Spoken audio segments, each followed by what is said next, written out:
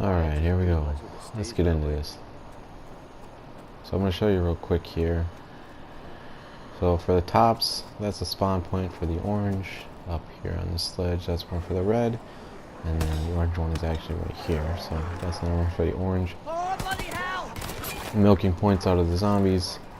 Easiest way to look at it, with the pistol at least, they can take twice the number of bullets to the torso for whatever round it is. So being as it's round 1, they can take 2 shots, and then if you shot them a 3rd time they would die. So I just hit them with the shovel to get the max number of points out of each zombie. Now I'm checking the spawn points here to see, just kind of stay ahead of the game, to locate the color coordinated number spindles, and those are the ones that correspond to the tops that you find. There's the red top, the green top, and the orange top, and I'm going to see if a green top is up here, and it actually is, but it's a little harder to see from down here.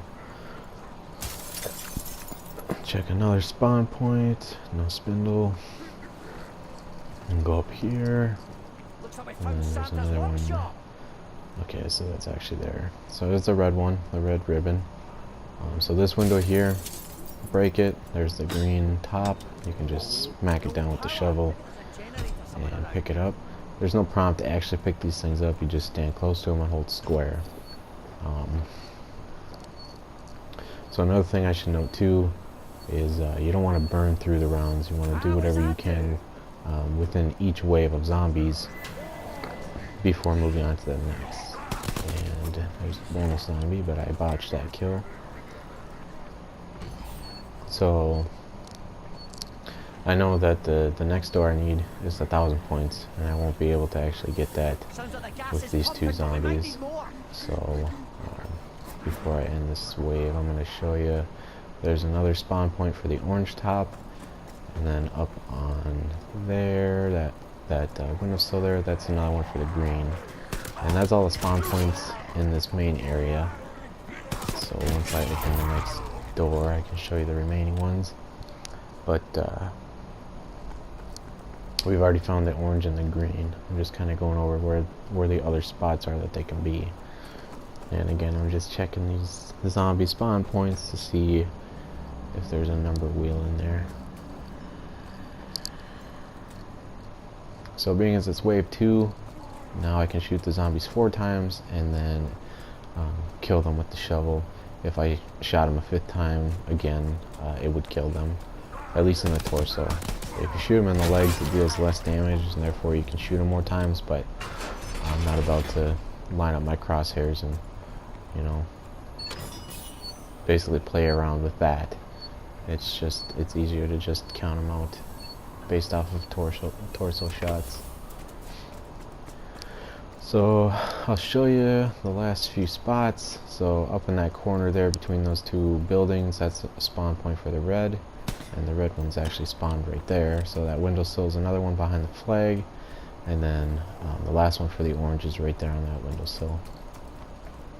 So that spot I found the red one in is actually one of the harder ones, just because, you know, red on red, it doesn't really pop out. And right up there, the chimney and the roof, that's another spot for the green one. And I'll just show you more close up here for the windowsill. That's also where the green one can be found. So being as I have 2 numbers, I can stop looking for the number spindles. I make sure for this part I don't have any zombies nearby when I ignite the pilot light, and this guy caught fire, so just because I don't want to kill any zombies without getting the points for it. So okay, I got enough points for that. And reason I activated my special is because it's the first thing I do the very first time I get it, as soon as I get it, just because it gives me those 2 free points of armor or geek shield, and then it lets me work up my next one to when I need it next, and I don't have to spend the 500 to get the geek shield. And I'm actually glad that this nuke popped up. Normally I wouldn't do it, but there's only 2 zombies left here. But nukes and insta-kills are the 2 things that you don't want to get unless you're in a defending situation where it's kind of a no holds barred, anything goes sort of thing, just because you're trying to make sure that you don't burn through the waves by having to continuously restart the defending. But you don't want to get the nukes or the insta-kills in the waves themselves because you want the points more than anything. But that was in between a wave, and it was actually at the end of a wave where I would have needed the points regardless from the zombies, and there's nothing I can do beyond that. So I technically need 4,500 points to move on and progress to the next objective. And I'm only going to record this up until I charge the record player, but I can show you where the Tesla batteries are for the different variants and how to get them. And I've already showed you where the tops are for the hardcore, but that's part of getting to the record player. So it's round 3, I can shoot him 6 times and then get that shovel kill. I'm not going to get that insta-kill. But I basically break the hardcore Easter egg down into 3 parts. The very first thing that you want to work towards, as smooth as possible, and without going through more waves than you need to, is getting to that record player with the sword and charging the record player. I usually get this done around wave 12, and that's a good time to do it. You're still not bum rushed by zombies too bad, and you're still able to deal quite a bit of damage to them. So this panel right here, this one holds the first Tesla battery, and I'll show you how to get to that once I open the salt mine door. But so the first part to the hardcore Easter egg is getting to and charging the record player with the sword. The second part is charging all of the Tesla batteries, constructing the cores, and then defending all at the same time. So building all the different variants of the Tesla gun, that's the second step. And then the third is finishing off the Zeppelin, obviously making it drop the batteries, charging the batteries, inputting them into the left hand of God, and then sounding the voice of God, both for the normal Easter egg and the hardcore Easter egg. And then the boss fight is also included in that. So those are the 3 parts. The first part is up to charging the record player. The second part is building all the Tesla gun variants. And then the third part is finishing off the Zeppelin and then getting to that final boss fight and completing that. And each step takes about an hour, which is it's pretty grueling once you already have the trophy to go through and do this again, just because it is very tedious. On solo, I can only speak on solo. But, so the Type 100 here, this is the gun that I will keep for the duration of this playthrough through its entirety, and that's because once you enter the boss fight, this is the area of the map that you're restricted to, and it's just one big circle, and you only have access to the 3 wall guns in this area for replenishing ammo. And when you have this gun pack-a-punched, it actually does a decent amount of damage up to like round 30 or wave 30. And I'm just counting out the bullets here. It seems like 5 kills them, so I'm just going to shoot them each 4 times and then get that shovel kill. But so I keep the Type 100 for my pack mule thing. I keep a slot open for the Tesla gun because you're going to need it throughout, basically, and at the end especially. So if you're getting your hopes up, hitting that box a whole bunch of times and getting all the good guns, it's just gonna bite you in the ass at the end, because you need the Tesla guns to progress to the boss fight. So being as I have enough zombies, I think I'm gonna actually get enough points for my first blitz. Okay. And then, so the third slot that I have for my pack mule is, I keep that one open so I can cycle guns through, and mostly it's just wall guns. So I always buy the melee, increased melee first, and again, all of this is in lieu of the fact that I'm attempting to show you how to accomplish the hardcore Easter egg in the easiest way possible. You know, don't quote me on that. There might be an easier way, but this way for me has proven quite effective, and it's rather smooth. But so I buy the increased melee first, and then I get the unlimited sprint, and then I get quick reload, and then just before I go into charge the record player, I get self-revive, where the quick revive normally is in a multiplayer mode. And the reason I get that just before I go in there is because that's one of the two places where it's actually essential to have. I thought I would get enough points this way to open that door, but I didn't. But it's not that big a deal.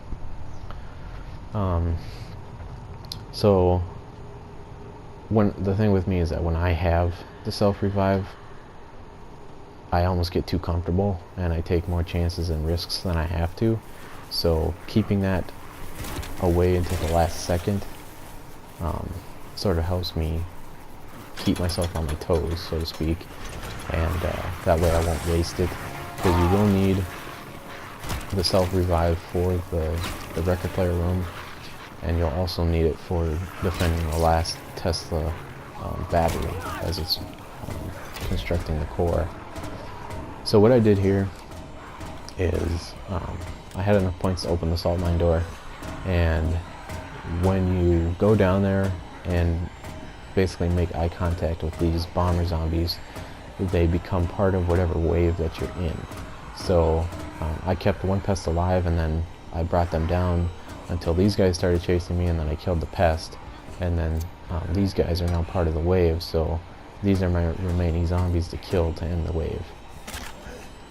And you'll need a bomber zombie, like I said, to open this panel. There's 3 ways to do it. You can either make them drop the bomb like I did, you can shoot one until it explodes while it's still holding the bomb as it's in front of the panel, or you can just stand in front of the panel and take the damage. That's the most foolproof way, but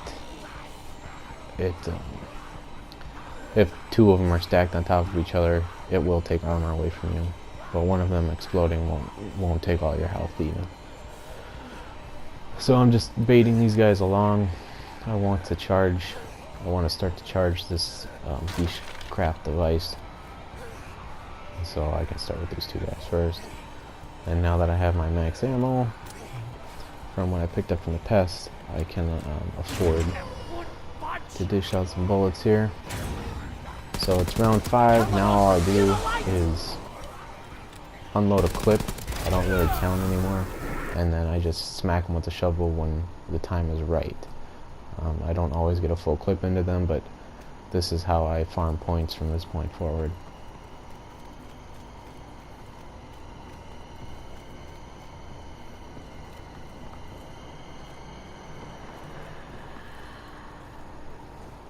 This must be off their tits. They won't stay down. Dead means dead, you gobshites. So that battery, this battery that dropped goes in here, and this is actually the electrical trap. In order to charge this battery, you need the rustlings, or the sword guys, as I like to call them, and you need them in pairs of 2, but you have to kill them with the trap. So you just lure them in there, make sure there's 2 of them each time, and then you set the trap. And that one, that trap is actually it actually attracts the zombies, so when it's active, it helps when you're trying to defend the cores in that section of the map too.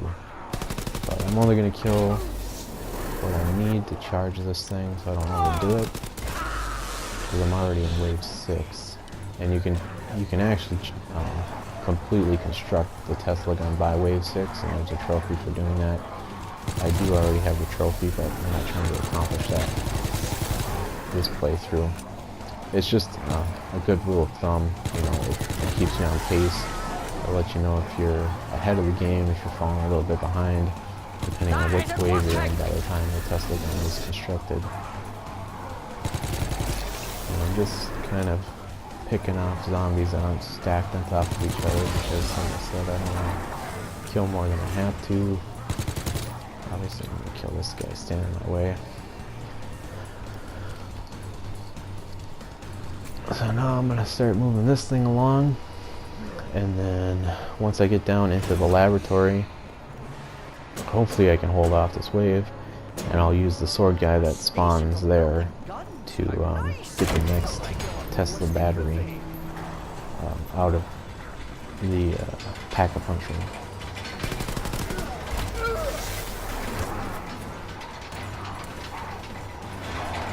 And for the, if you know what you're doing, the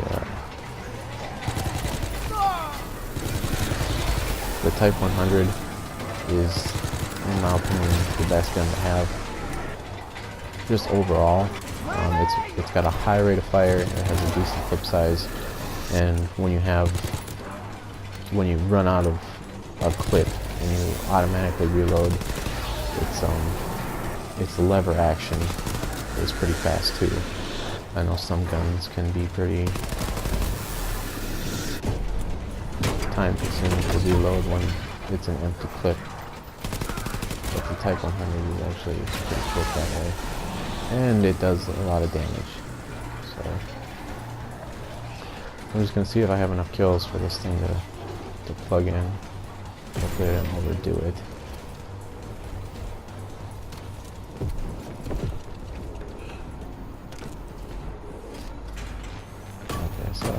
I probably killed a few too many, but it's not that big a deal. I mean, it's not do or die, you know, burning through these waves. It just makes the process that much easier on you.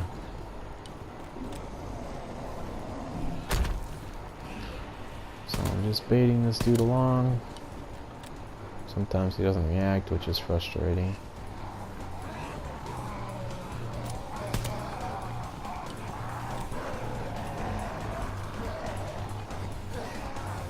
And I actually open certain doors in a certain order as well. That way I'm not wasting my points on opening all the doors, because each room basically has 2 doors to it. You can either open something from the inside out or from the outside in. And the door that I opened for the pack-a-punch room is down by the docks instead of the one from the morgue, just because when you're rerouting the power, that's the door that you want to have open so that you can get to the power switch a lot quicker than if the morgue door was open.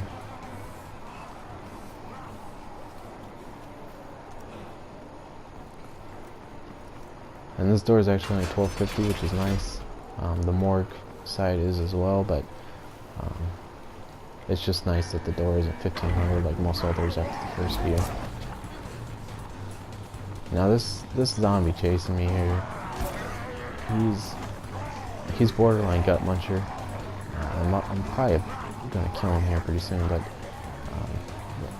what I call gut munchers are the ones that are hunched over and they run like, you know, waist level basically. And I like to keep my crosshair at eye level. I'm just gonna kill this guy. So if with gut munchers, if your crosshair is eye level and they're right up on you, you won't be able to see them. You won't be able to see their arms swinging or anything. I'll kill this guy too. So behind this panel, this is the second battery. You just stand in this corner next to the crate, let them smack you, You'll see some people try to move out of the way last second, but I just feel the foolproof, most effective way is to let him hit you. That way he stays on point. And this one in relation to where you plug it in is actually the easiest, but it's by far the hardest one to actually charge. So like that. See, if that was a gut muncher, it would have been the same thing, except more often than not, gut munchers use the windmill attack, so he probably would have gotten a couple hits on me. And when you get multiple ones, that's when it gets extremely difficult, and it's my kryptonite for this game, just because I do like to keep that eye level crosshair. But I'm hoping that the sword guy works his way back over here, because they usually give off a pretty good charge for this device. I don't want to keep saying that word.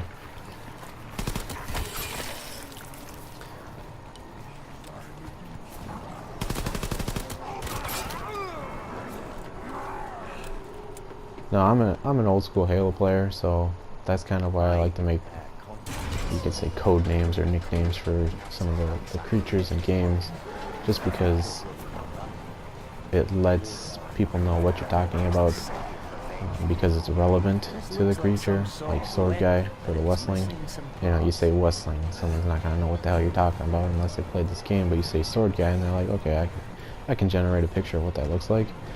And then for the gut munchers as well, because you know they stay below your waist and you can't see them when you're eye level.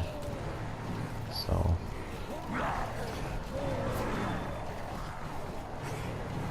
picked up the sprint, trying to avoid killing any zombies I don't need to. Just waiting for that purple circle or the purple ring to show back up to let me know that this device can start charging again.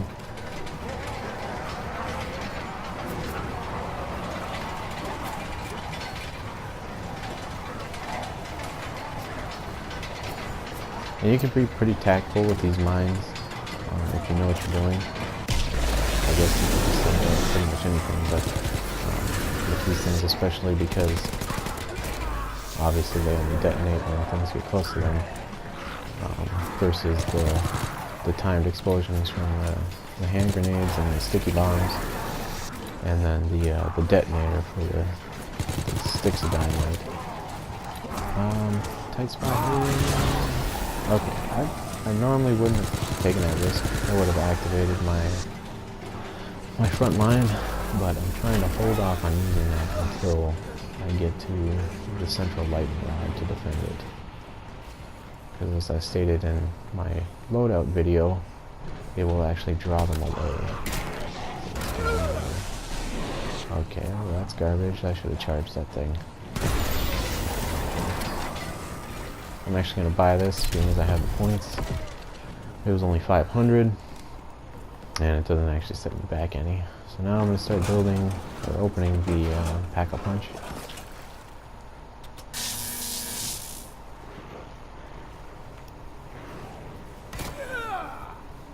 Oh, I don't want to do that.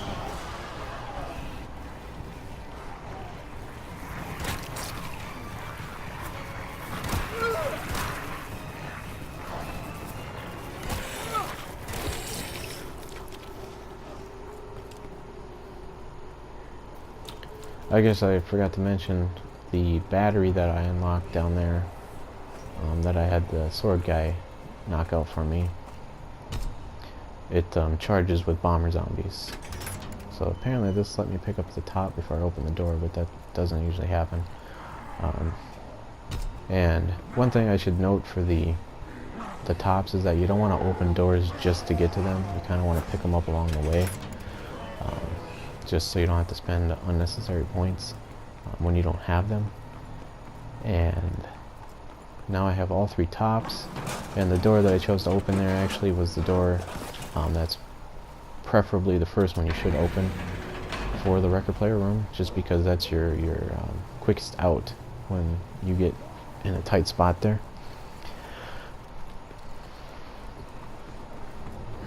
But going back to the second Tesla battery, you have to kill bomber zombies in pairs of 2. and it's the most difficult one to charge for multiple reasons. One is that the trap isn't an area of effect. It's saw blades that run a pattern, and they run the course of the ground floor in there. And if you don't have the two bomber zombies together when they die, the blades will normally end up killing one and not the other, and then it won't charge the battery. So that's one of the reasons. And then the other is that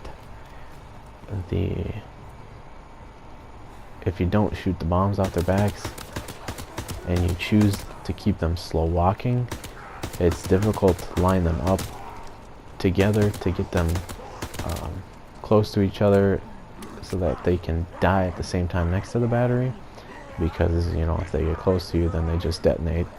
And then a third reason is the fact that you only get so many bomber zombies per round, and it's always random.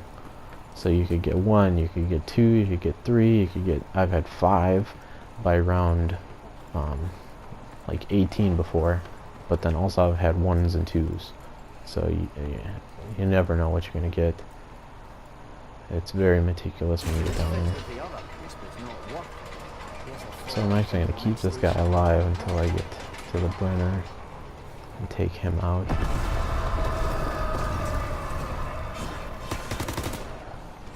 And this gun I picked up down in the morgue. This is one of the wall guns that you'll use that third slot to swap with, especially when you're trying to charge the battery down there with the bomber zombies, because shooting the backpack zombies can be a little difficult at times, and if you're using a stock weapon from you know, the wall, it's obviously not upgraded, and you can afford to shoot the actual bomber zombie a couple times in the head without killing it, as you're trying to shoot that backpack zombie to make him drop the bomb, which makes it 10 times easier, if you ask me, when trying to charge that battery. And obviously the gun is there so you can keep replenishing ammo, so that's another reason. And I guess I got all the use I could out of that zombie, but I should be able to finish this side guy off real quick.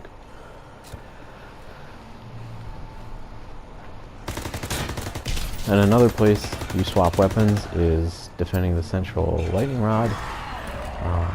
I usually take the wall gun there. It has an extremely high rate of fire, but you know, I can replenish the ammo right there, so it's not that big a deal, and it helps more than it hurts when it comes to that part. So I'm gonna grab the Tesla gun here so I can show you where the third Tesla battery is. You'll need a Brenner head and the Tesla gun. And then there's actually 3 things you use the Brenner head for. So the first is revealing the third Tesla battery. It also like unlocks, I guess you could say, the safes to getting the coins for the sword, each half of the coin for the sword. And then also when you're trying to find the voice of God, the notes for the voice of God from the pictures. Those are the 3 things that you use the Brenner head for. I'm going to show you the first one here.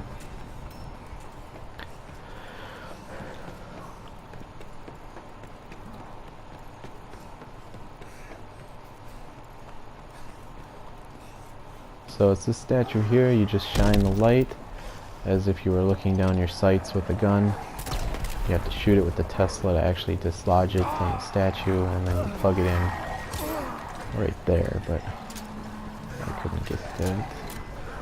I'm gonna need quick reload pretty soon.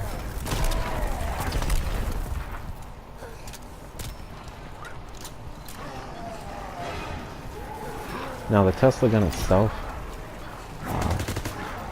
I feel is an extremely versatile tool, just because if you use it right, sword guys pretty much become obsolete as any sort of a problem, and it gets you out of tight spots, and also, not to mention, I mean, you need it to progress through the objectives and stuff. So plus it gives you more ammo than any of the other Tesla variants. So being as I'm completely out of ammo for my Type 100, I'm kind of a waste not guy, having grown up on Resident Evil games. I like to make sure I'm completely out of ammo with it, and if I'm not, then I'll just dispense all of my ammo shooting zombies down here. Then I'll plug it into the pack-a-punch so I can get those free bullets. And I usually do that with any gun that I'm about to pack-a-punch too, but for this one, this playthrough specifically, it's the Type 100. And it's usually the only gun that I ever pack-a-punch when I'm doing the hardcore Easter egg.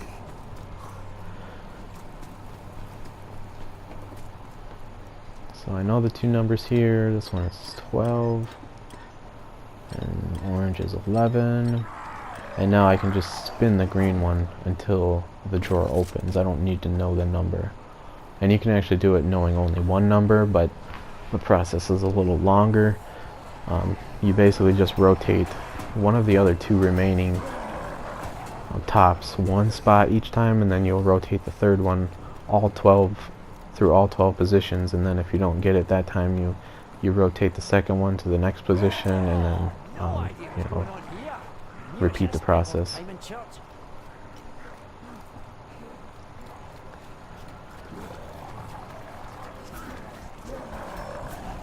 And once you turn the power on, you can go up here, and you actually don't turn the power on, you just you inspect the right hand of God, you reroute the power, sorry, and this is where the door, the opening of the doors comes into play, as well as having sprint. You can obviously make it there without the unlimited sprint, with more than enough time to finish, but it just makes it that much easier and that much quicker, because you know each one of these parts takes 60 minutes, you know, 50 to 60 minutes.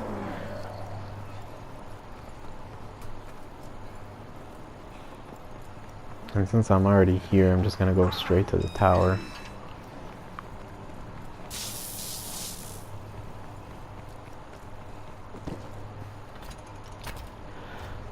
And I normally would get that wall gun, but I do have my Type 100 pack-a-punched, and it has full ammo. And I'll only need to hold off this first lightning rod. Once I get past this part, I'll activate the two individuals lightning rods, and then I can vacate the area and activate my front line, and it should buy me enough time so that I can just kind of walk away and not have to deal with this part.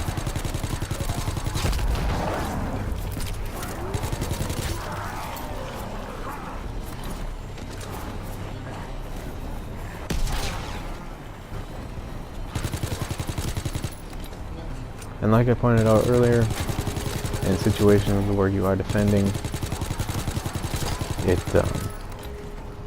it's just the, you know, do whatever it takes kind of thing. So I did use the nuke. If there was an insta-kill, I'd pick that up as well. I'm just trying to make this as simple a process as possible, and I actually did get an insta-kill. I mean, defending is a painstaking process as it is, so making it easier on yourself is only gonna, you know, give you the dexterity to play the game longer, because when things don't work in your favor, especially me, it just turns me off to the game completely. So I just make it as easy as I possibly can.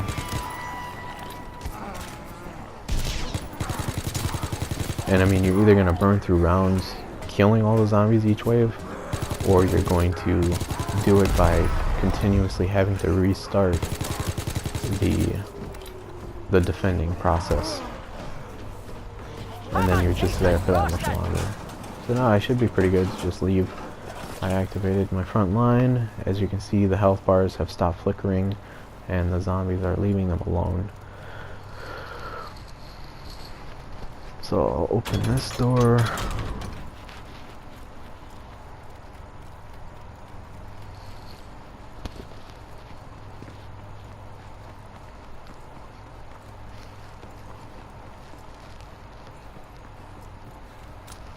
And now I will turn on the power or activate the right hand of God, and this triggers the Zeppelin.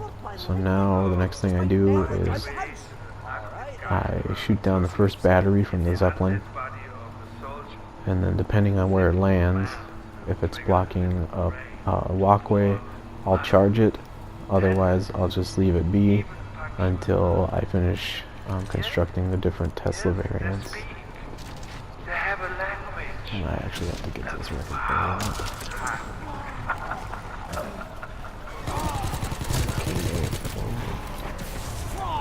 Well, I guess they're throwing a little bit of something, a little bit of everything at me here.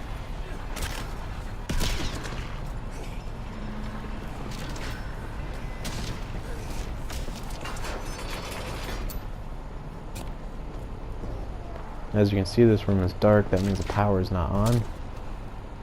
I will show you how to do that, as well as getting the last Tesla battery out. Just gonna get this second one down real quick. That should have dropped. No worries though. Alright, now I'm gonna scout this thing out and see where it fell.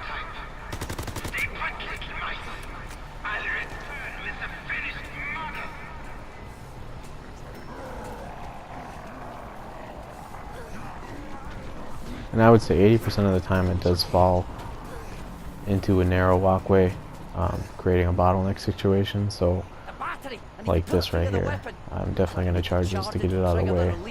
I'd much rather have something go from being twice the size of me to being, you know, a tenth of the size of the thing that's blocking the way. And once I charge it, it turns into the little itty bitty battery. And then I can just leave it there for the time being, because you basically just walk through it. You don't get hung up on it, so it's not blocking anything anymore.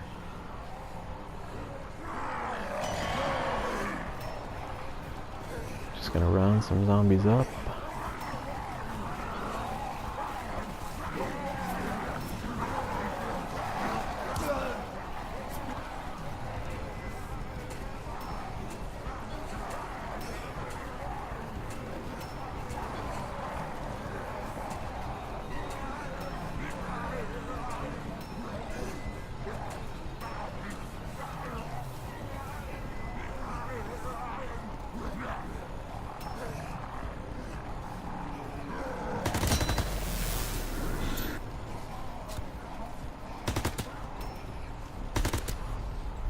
I guess you could also look at this video as a demonstration of how getting to the box so that you can, you know, get Jack in the Box is not as critical a piece as everyone has it made out to be. You can definitely get by without having Jack in the Box. Does it make it easier? Hell yes. It makes it 10 times easier. Got myself an old tight spot there, but again, I managed to get out.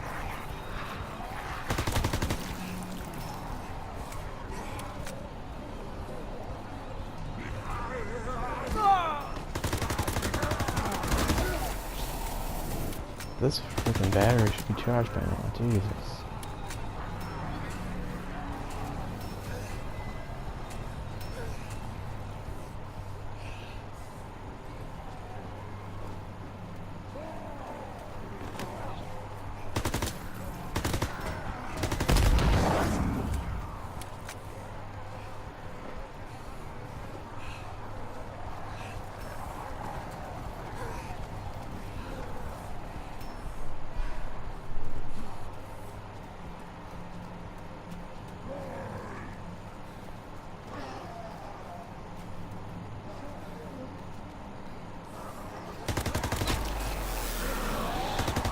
And I guess I should elaborate a little more on why I try to go through waves sparingly, and that is because, as you saw at the central lightning rod, when you're defending something, they'll just stack waves on top of each other, so there won't be a rest period between the waves.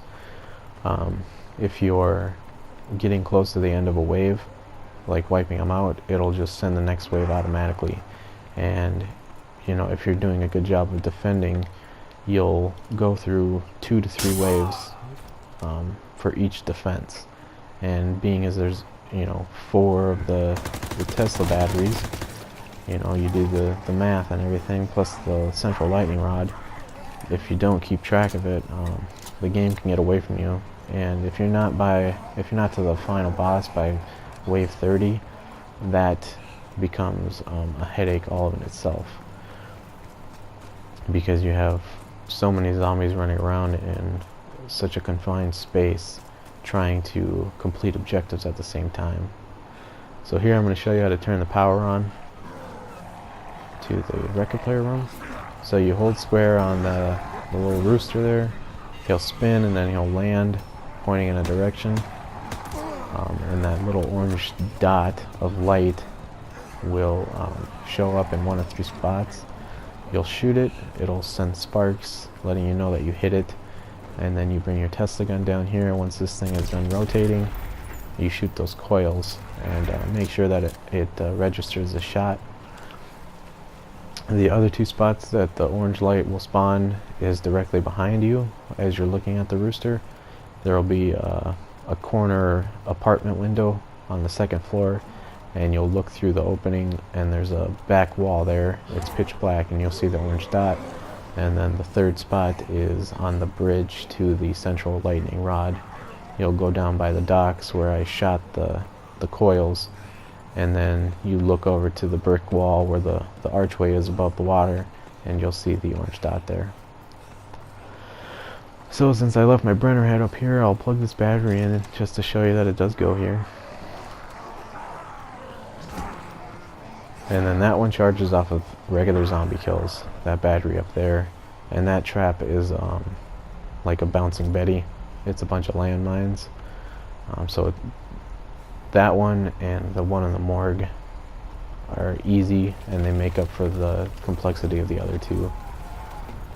So you leave the burner head there in the commander's room. You'll turn the power switches back on that you did at the very beginning, and once you turn these 2 on, it'll actually reveal a 3rd right next to where I put that burner head down, and you'll have to make it there in the time limit as well this time.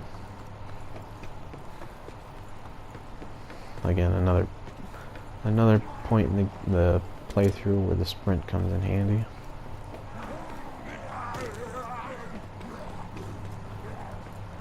Then you make your way back out here, have your Tesla gun ready, turn that power on, it'll expose these coils, shoot them, make sure it registered the shot, bring this burner head over here, you'll shine the light on the safe there, and then the one over here, and this is also a timed thing. You'll hear like a typewriter click, like those olden day cash registers. That'll let you know that you actually unlocked it, I guess you could say, and then you can just leave the burner head wherever.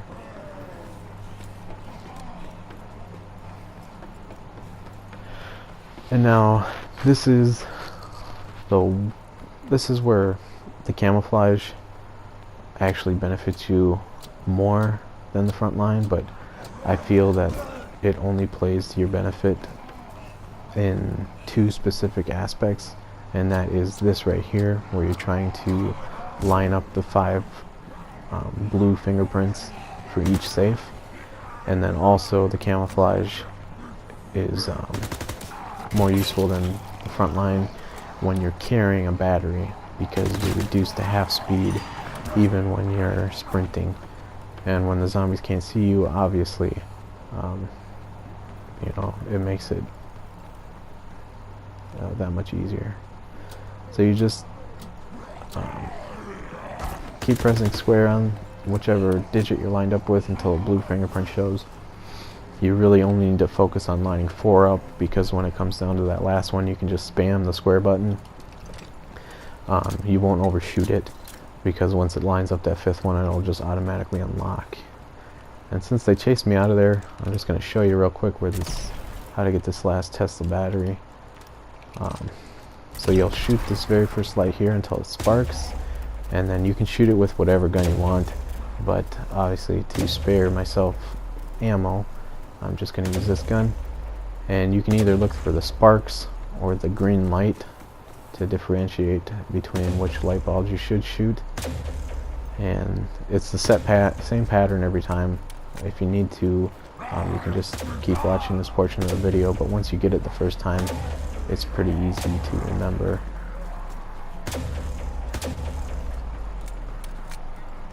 That's one of the trickier ones, but then these ones are pretty straightforward. And then this one and that one. Skip the rest on the ceiling there, go into the morgue. The very first one you see here. That one. This is another tricky one, because if you were sprinting like I am, and you just kind of round the corner, you wouldn't have seen it. And then the last one is down here, and then it just drops it in the ceiling. You pick it up and plug it in right here. And then this is the other easy one. This one charges off of pest kills, and the trap down here is spikes in the ground, like from the original Mortal Kombat movie, where Liu Kang beats Shang Tsung.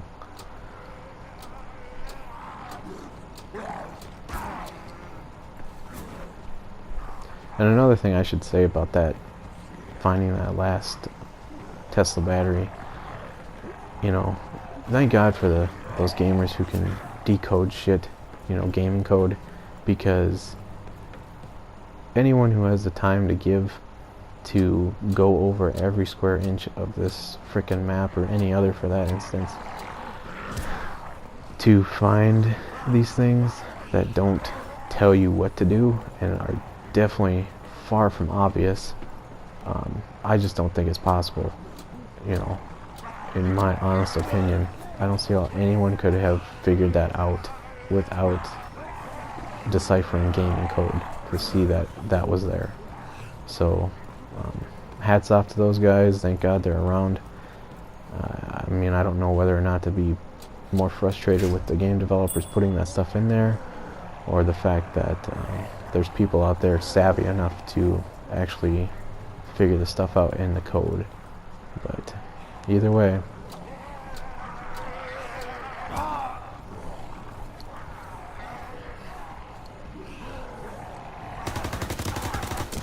these guys are starting to get on my nerve.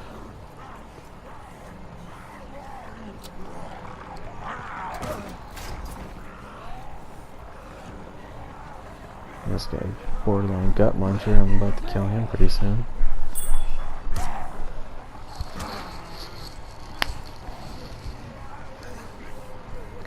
So I have both halves of the coin right now. I think it let me pick that one up. I'm gonna go down here, grab the sword. I'll show you where that is. And then I'm sort of warming up, or working up to going into the record player room. So you'll see this little medallion here. You hold square on that, and then the sword will just kind of pop up in your hand, but I'll show you where it actually is. There's the imprint. You'll get the sword, and that is the way that you charge the record player. And again, it's one of the two most difficult things throughout this playthrough.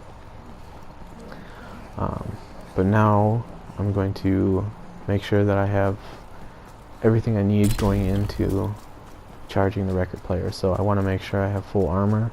So I just grab that. I'm going to grab this. So that's my self-revive. And now I can see that I don't have a double meter. So hopefully I won't have to go through too many zombies to get one of those to drop.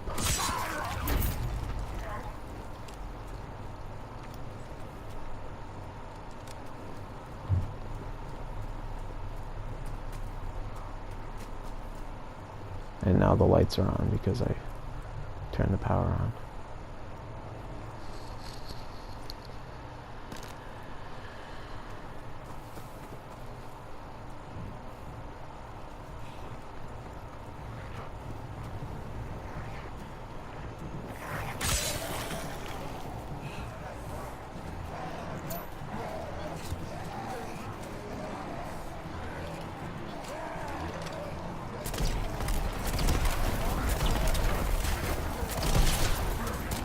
Just trying to use this max ammo effectively.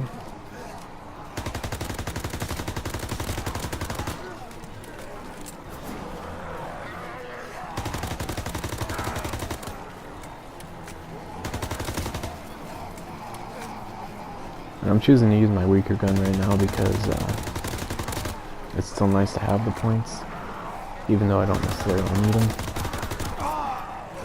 Worst case scenario kind of thing.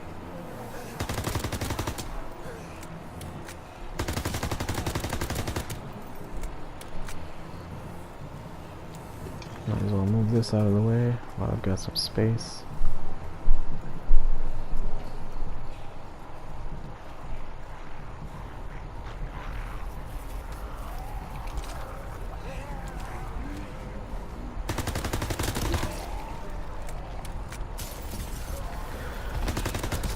So typically around 12, 13, sometimes 14 is when I will be set to go into the rectifier room and actually charge it. Oh, there we go. So this is the most recurring strategy that I've seen done only one way, and that is when other people do this, they try to butt their wave up against a pest round. So they'll try to do it at the end of round 14 and then into round 15, or at the beginning of round 15 into the beginning, or through round 15 into the beginning of round 16.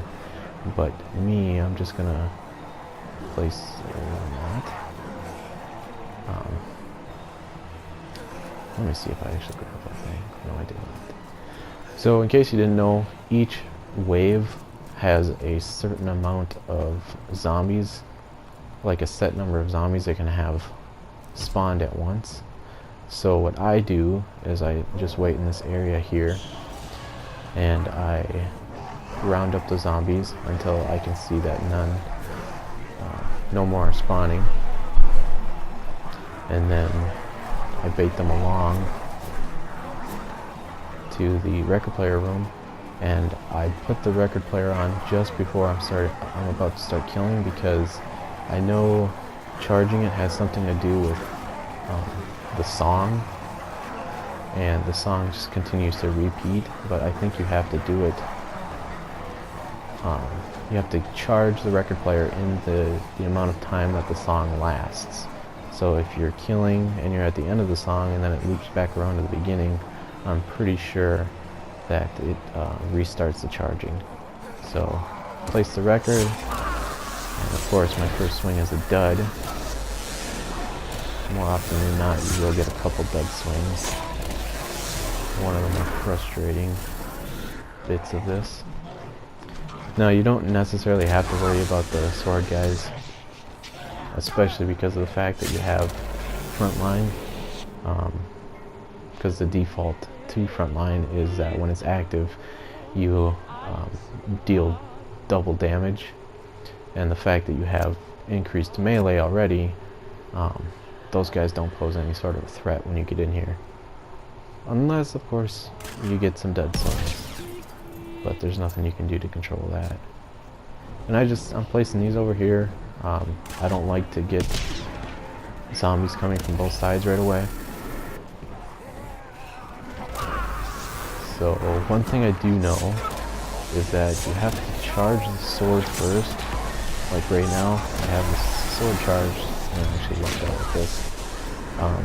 And then these kills is what really charges the record player. It lets you know that you're getting close. So just here, so I'm activating my front line. This is when it comes into play most effectively, and once the record player is done taking souls, which it is, that means it is charged. So once you stop seeing those purple arcs of lightning stretching from the zombies to the record player, that's how you know the record player is fully charged. And I'm just going to go up here to show you. It'll start to skip, and then you can see the green light flashing. You count the number of flashes, the green light flashes, and then the red separates the cycle. So you start from 1, and then you go all the way to the 4 digits, and that's your code.